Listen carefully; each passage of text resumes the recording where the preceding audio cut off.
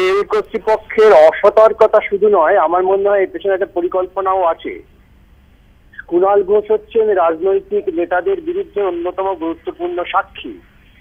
এখন সেই কুণাল ঘোষকে এইভাবে হয়তো আত্মহত্যায় কেউ প্ররোচিত করেও থাকতে পারে, নতুবা তার কাছে আত্মহত্যা করার উপকরণ কি করে পৌঁছলো, যদিও সে আত্মহত্যা করবার ইচ্ছা প্রকাশ করেছে ইতিপূর্বে, তার কাছে যে উপকরণ পৌঁছলো কারা পৌঁছে দিলেন এবং এর সঙ্গে প্রশাসনের প্রত্যক্ষ বা পরোক্ষ মদত আছে কিনা এটাও একটা তদন্তের বিষয়।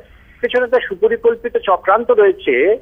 একদল চাইছেন যে রাজনৈতিক নেতাদের বিরুদ্ধে যে সমস্ত গুরুত্বপূর্ণ সাক্ষী রয়েছেন বা যারা সাক্ষ্য দেবেন তাদের মধ্যে কুণাল এবং আসিফ খান, এই দুজনকে যে কোনো ভাবেই হোক সরিয়ে ফেলার একটা চক্রান্ত হচ্ছে।